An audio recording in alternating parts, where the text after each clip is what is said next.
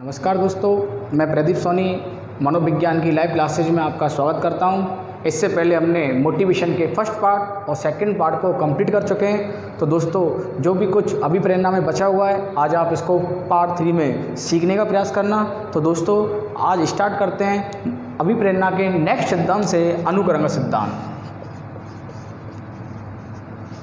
दोस्तों, अनुकरण सिद्धांत, प्रश्न आ जाए आपसे, अनुकरण सिद्धांत किसने दिया था? हेगरटी ने।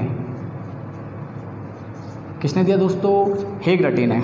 अनुकरण क्या है? हम लोग फर्स्ट क्लास और सेकंड क्लास में जब हम प्राथमिक विद्यालयों में पढ़ा करते थे, उस समय जो हमको पढ़ाया जाता था वो अनुकरण के माध्यम से पढ़ाया जाता था। और हेगरटी भी कहता है कि बालक सर्वाधिक यदि जो सीखता है वो अनुकरण के माध्यम से सीखता है। जैसे छोटे बच्चों को क्लास के माध्यम से ABCD, टेबल्स, गिनती, पहाड़ी वगैरह जो भी कुछ बुलाया जाता था, वो अनुकरण के माध्यम से बच्चे को पढ़ाया जाता था। बच्चा सबसे ज़्यादा जो सीखेगा, हेगरटी कहता है कि बच्चे को अनुकरण के माध्यम से सिखाओ, अर्थात बच्चे पर सबसे ज़्यादा जो प्रभाव पड़ेगा वो प्रभाव पड़ेगा दोस्तों किसका? अनुकरण का। तो अनुकरण कहने का मतलब ये कि दोस्तों बालक अभिप्रेरित,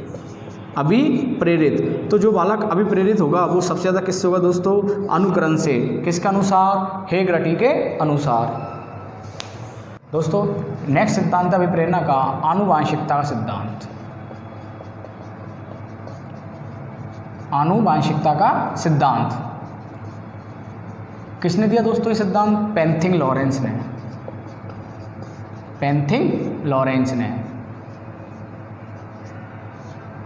पेंथिंग लॉरेंस ने जो सिद्धांत दिया था दोस्तों, इसने बताएगा कि बच्चे, जो घर में जो बच्चे हैं, मान लो ये 2 बच्चे हैं,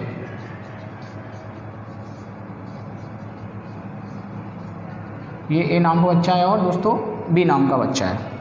आनुवांशिकता का सिद्धांत पेंथिंग लॉरेंस कहता है कि कुछ बच्चे अपने माँ बाप के जन्मजात लक्षणों के आधार पर भी अभिप्रेरित होते हैं। जैसे आपने देखा होगा अमिताभ बच्चन का जो बच्चा अभिषेक राय बच्चन जो भी है, वो भी फिल्म इंडस्ट्रीज में गया। एक नेता का बच्चा है, वो भी नेतागिरी कर रहा है। इसका मतलब वो आनुवांशिकता का पूरा बच्चे को सहयोग कर रहा है। अभिप्रेरित जो बच्चा हो रहा है वो किसका है? आनुवांशिकता।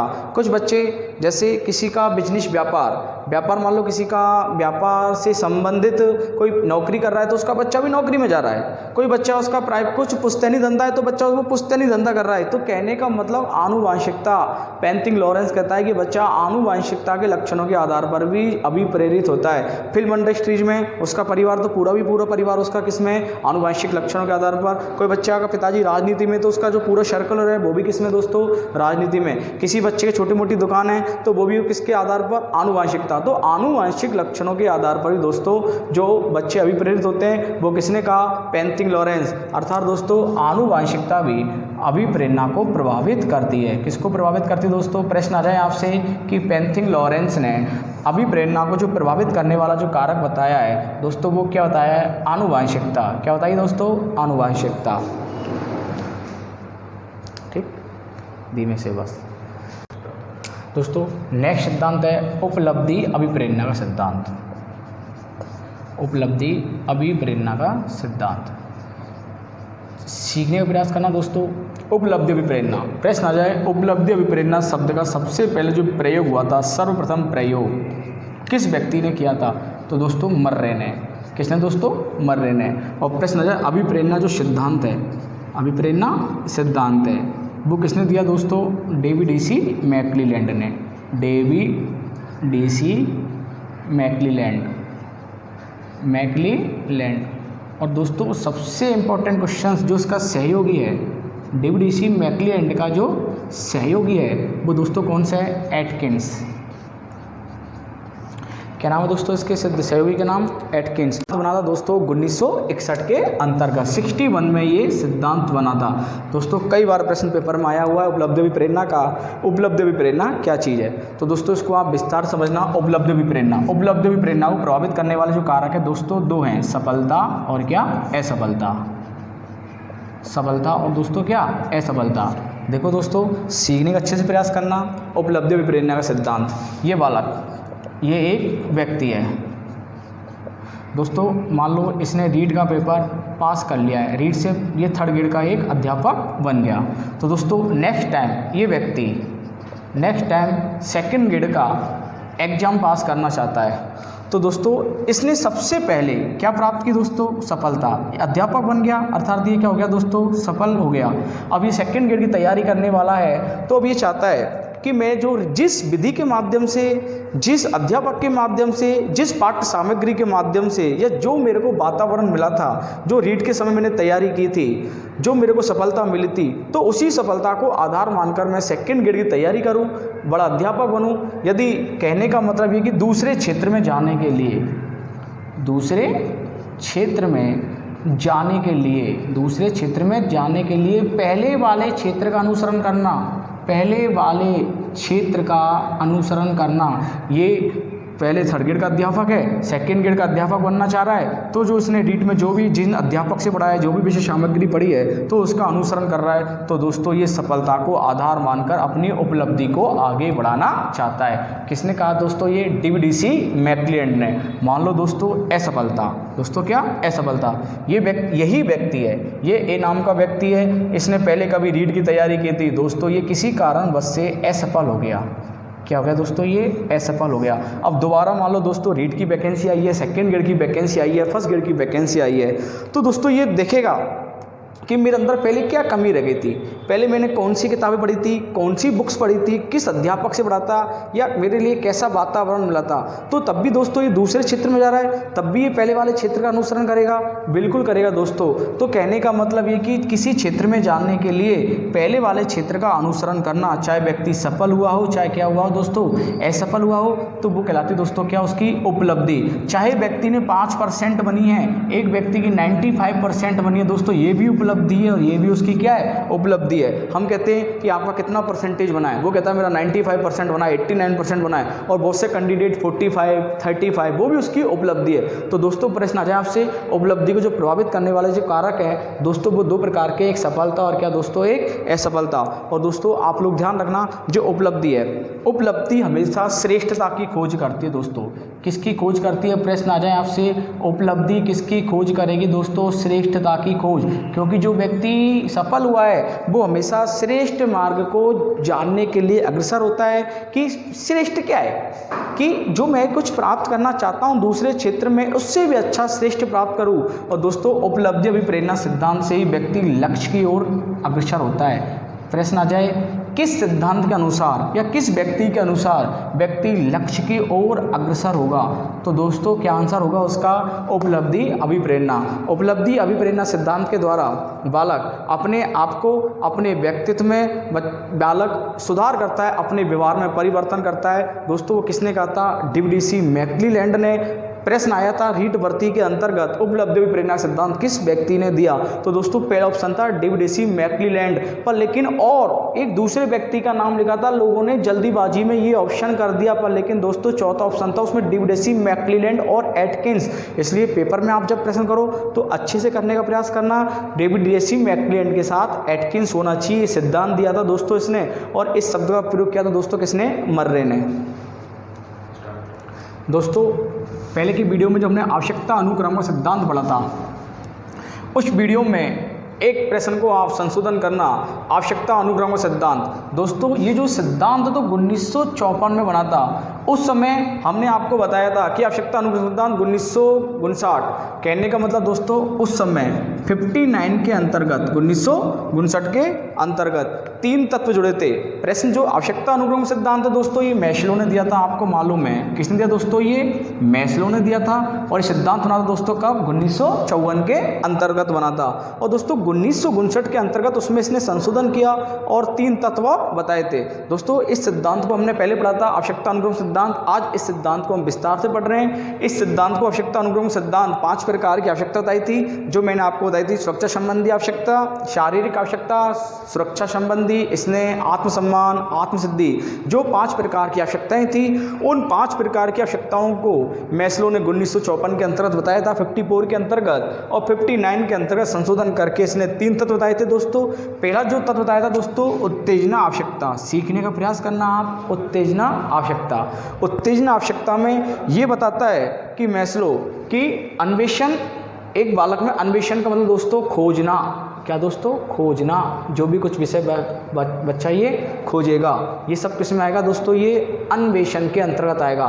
दोस्तों यौन संबंध, जांच पड़ताल, जो भी सब कुछ होगी दोस्तों ये उत्तेजना अर्थात आवश्यकता अनुक्रम के अंतर्गत 5 प्रकार की आवश्यकता के अलावा 3 तत्व हैं, जिसमें सबसे पहले उत्तेजना आवश्यकता। उत्तेजना आवश्यकता में इसने अन्वेषण, यौन संबंध, जांच पड़ताल को रखा गया है। और दोस्तों प्रश्न आ जाए आपसे पेपर में कि बालक के अंतर्गत उत्तेजना जो आवश्यकता होती है वो कब, किसके बाद विकसित होती है और किससे पहले। तो दोस्तों एक आवश्यकता थी शारीरिक आवश्यकता, ये शारीरिक आवश्यकता के बाद आती है बच्चे में। जब बच्चे की शारीरिक आवश्यकताओं की पूर्ति हो जाती है तब बच्चे में क्या आती है दोस्तों, उत्तेजना आती है। और दोस्तों कब आती है, सामाजिक आवश्यकता से पूर्व। अर्थात दोस्तों सामाजिक आवश्यकता का मतलब होता है दोस्तों सुरक्षा, क्या दोस्तों, सुरक्षा संबंधी आवश्यकता से पूर्व ये बच्चे में आती है। प्रश्न आ जाए उत्तेजना आवश्यकता के अंतर्गत मैस्लो की किन 2 आवश्यकताओं का सम्मिलित किया गया है, शारीरिक आवश्यकता और दोस्तों कौन सी, सामाजिक आवश्यकता। अर्थात शारीरिक आवश्यकता के बाद और सामाजिक आवश्यकता से पहले, जिसको हम लोग क्या करते हैं दोस्तों, सुरक्षा संबंधी आवश्यकता भी मैंने आपके सामने इसको बोला गया है। दोस्तों एक दूसरी जो तत्व बताया था मैस्लो ने वो है एकीकरण या समग्र आवश्यकता। क्या नाम है दोस्तों उसका, एकीकरण या समग्र आवश्यकता। एकीकरण समग्र आवश्यकता के अंतर्गत ये बताता है दोस्तों कि बालक के अंतर्गत सम्मान होना चाहिए, आत्मसिद्धि, अर्थात मैंने आपको 2 शारीरिक आवश्यकता थी, सुरक्षा संबंधी आवश्यकता थी, सम्मान आवश्यकता थी और दोस्तों आत्मसिद्धि, और एक बच्चे को मैंने आपको प्रेम या स्नेह संबंधी आवश्यकता भी बताया था। तो दोस्तों इसके अंतर्गत जो 2 प्रकार की आवश्यकताएं आती हैं दोस्तों ये सम्मान आवश्यकता के बाद होता है। प्रश्न आ जाए आपसे कि बच्चे के अंतर्गत एकीकरण या समग्र आवश्यकता कब विकसित होती है, सम्मान आवश्यकता के बाद। अर्थात दोस्तों सम्मान कह सकते हैं इसको हम और प्रतिष्ठा भी कह सकते हैं, एक ही बात है दोस्तों, सम्मान या क्या दोस्तों, प्रतिष्ठा। और ये आत्मसिद्धि आवश्यकता से पूर्व आती है दोस्तों, आत्मसिद्धि आवश्यकता से पूर्व आती है।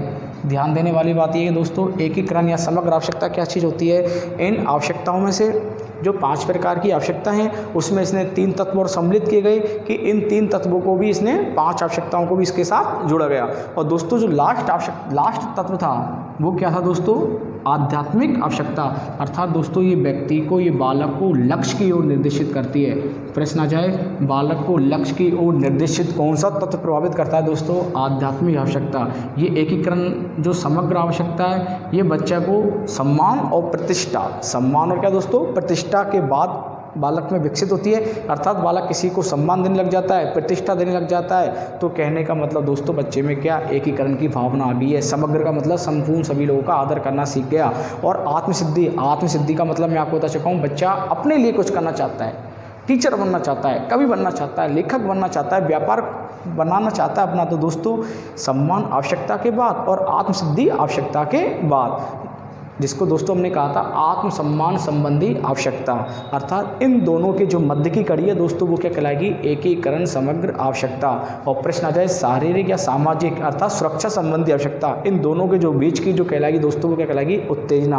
और आध्यात्मिक आवश्यकता अर्थात दोस्तों ये बालक को लक्ष्य की ओर निर्देशित करती है। प्रश्न आपसे पूछे, संशोधन करना पहले वाले नोट्स में। आवश्यकता अनुक्रम सिद्धांत दोस्तों मैस्लो ने 1954 में दिया था और 3 तत्व सम्मिलित किए गए थे दोस्तों वो का 59 के अंतर्गत। और प्रश्न मैंने आपको बताया क्रम का मतलब दोस्तों पदानुक्रम, क्या दोस्तों, पदानुक्रम। अर्थात आवश्यकता पदानुक्रम का जो सिद्धांत दिया था वो किसने दिया दोस्तों, मैस्लो ने। मैंने आपको दोस्तों एक विषय वस्तु ये बताई थी मोटिवेशन अर्थात अभिप्रेरणा के 3 सोपान होते हैं दोस्तों। मैंने आपको बताया था आवश्यकता, क्या बताया था दोस्तों, आवश्यकता, एक बताया था दोस्तों चालक, और एक बताया था दोस्तों मैंने आपको क्या, उद्दीपक। मैंने आपको ये बताया था कि हम आवश्यकता को नीड कहते हैं, क्या कहते हैं दोस्तों, नीड। और चालक को हम लोग क्या कहते हैं, ड्राइव कहते हैं। और स्टिमुलस को दोस्तों क्या कहते हैं, STIMULUS या इंसेंटिव, INCENTIV।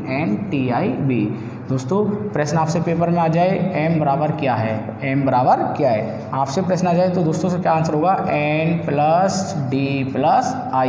अर्थात ये आपको याद करके जाना है कि प्रश्न आ जाए m बराबर, आप लोग ये समझो कि ये गणित का है, समीकरण का है, ऐसा कुछ नहीं है। अर्थात जिस कैंडिडेट को ये मालूम चलेगा, m का मतलब मोटिवेशन होता है, n का मतलब नीड होता है, d का मतलब ड्राइव होता है, i का मतलब इंसेंटिव होता है। अर्थात इन तीनों तत्वों से मिलके दोस्तों क्या बनती है? अभिप्रेरणा। क्या बनती है दोस्तों? अभिप्रेरणा बनती है। याद रखना, मैस्लो ने 5 प्रकार की आवश्यकता बताई थी, वो 1954 के अंतर्गत आई थी, और इसने संशोधन किया गया था तो 59 के अंतर्गत 3 तत्व बताए थे। उत्तेजना आवश्यकता जिसमें 2 प्रकार की आती है, शारीरिक और कौन सी दोस्तों? सामाजिक। ये कब विकसित होती है? प्रश्न आ जाए शारीरिक आवश्यकता के बाद और सामाजिक आवश्यकता से पहले।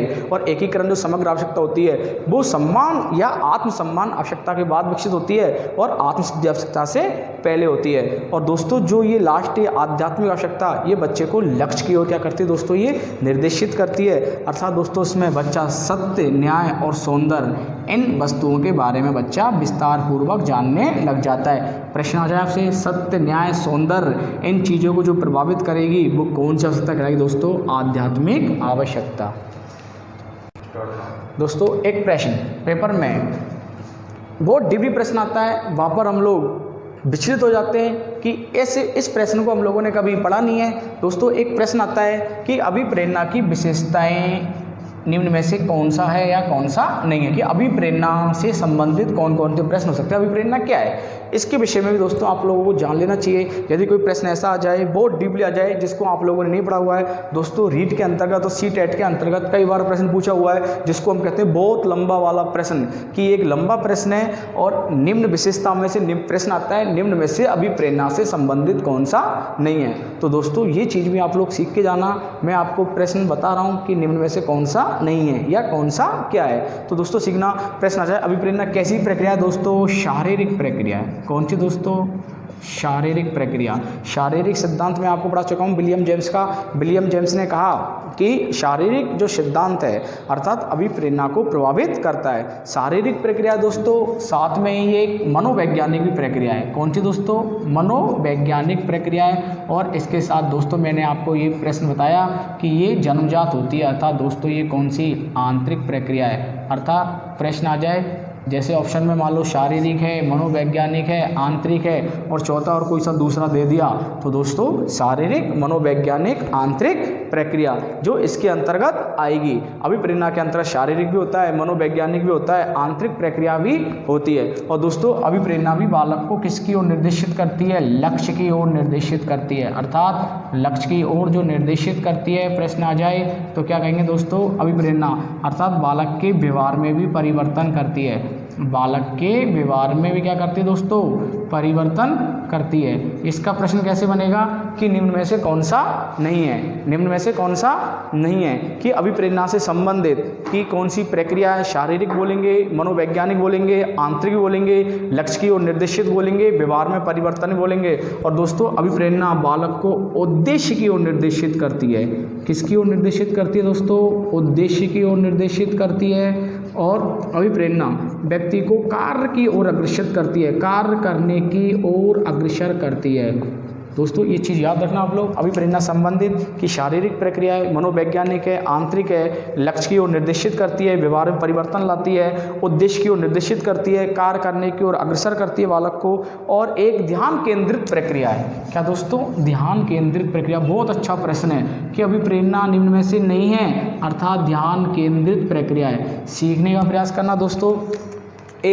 2 वर्ष का बालक है, 2 वर्ष का बालक मान लो 2 वर्ष का बालक चलता चलता खेल रहा है, स्कूल में पढ़ रहा है। ये स्कूल में किसी आंगनबाड़ी में बच्चा 2 साल का बच्चा गया हुआ है। जस्ट बच्चे को ऐसी उसके पीछे से बच्चा पढ़ रहा है और मान लो उसको ऐसी आवाज़ आ जाती है, बच्चे ने उसको पहले देखा हुआ है तो तुरंत बच्चा पलट के देखेगा। ऐसे दोस्तों आपको मैंने पहले ही बताया हुआ है कि 2 वर्ष का है, या जैसे हम लेते हैं 2 महीने के बालक को, 2 महीने का बालक मान लो मेरे साथ खेल रहा है और साथ में ऐसी कोई ध्वनि आ जाती है तो बच्चा ऑटोमेटिक किसी से सीखता नहीं है। अर्थात ध्यान केंद्रित। प्रश्न मैंने आपको कई बार बता दिया गया है कि ध्यान कौन सा कारक है दोस्तों? प्राथमिक कारक है। कौन सा कारक है दोस्तों? प्राथमिक कारक है। अर्थात बच्चे को ध्यान की ओर भी प्रभावित करेगी दोस्तों क्या? अभिप्रेरणा। और दोस्तों अभिरुचि, रुचि नहीं दोस्तों, क्या प्रश्न आएगा? अभिरुचि। अभिरुचि भी प्रक्रिया भी किसके अंतर्गत आएगी, आपसे पूछे अभिप्रेरणा के अंतर्गत आएगी, मोटिवेशन के अंतर्गत आएगी। अभिरुचि पूछे आप लोगों से, ध्यान पूछे, लक्ष्य पूछे, व्यवहार पूछे, उद्देश्य पूछे, कार्य पूछे, और दोस्तों आपसे यदि प्रश्न आ जाए समायोजन की भी जो प्रक्रिया दोस्तों वो किसके अंतर्गत आएगी, मोटिवेशन के अंतर्गत आएगी। अर्थात प्रश्न आ जाए निम्न में से अभिप्रेरणा से संबंधित कौन सा प्रश्न नहीं है, तो दोस्तों आप इसको अच्छे से सीख भी सकते हो कि जो अभिप्रेरणा निम्न में से कौन सी प्रक्रिया के अंतर्गत आता है। लक्ष्य और अभिप्रेरणा साध्य न होकर साधन है, बहुत अच्छा प्रश्न है। अभिप्रेरणा साध्य न होकर, अभिप्रेरणा साध्य ने होकर साधन है, बहुत अच्छा प्रश्न है। प्रश्न आ जाए अभिप्रेरणा है साध्य या साधन, तो दोस्तों राइट आंसर होगा इसका क्या, साधन। क्योंकि मैंने आपको बताया कि साधन क्या होता है, व्यक्ति को लक्ष्य की ओर ले जाता है। जैसे मान लो किसी इस मार्कर के द्वारा मैं पेपर को पास करना चाह रहा हूँ, अर्थात इस पेन के द्वारा मैं लिख रहा हूँ, तो ये मेरा साधन है। अर्थात तो अभिप्रेरणा ही व्यक्ति को साध्य नहीं है, साध्य तो सिर्फ ओनली अधिगम है। प्रश्न आ जाए जो अधिगम है वो सिर्फ क्या सीख रहा है, अधिगम क्या है, जिसके माध्यम से सीख रहा है, तो भी अधिगम साध्य के अंतर्गत आ रहा है। जो अभिप्रेरणा है, अभिप्रेरणा किसके अंतर्गत आ रही है दोस्तों, साधन के अंतर्गत आ रही है। और अभिप्रेरणा जो कैसी प्रक्रिया है दोस्तों, भावात्मक प्रक्रिया। अच्छा प्रश्न है दोस्तों, अभिप्रेरणा कैसी प्रक्रिया है, भावात्मक प्रक्रिया। अर्थात दोस्तों ऑप्शन में भावात्मक नहीं आए तो आप लोगों को क्या करना है दोस्तों, संवेगात्मक करना है। क्या करना है दोस्तों, संवेगात्मक करना है, अर्थात भावात्मक और क्या संवेगात्मक। दोस्तों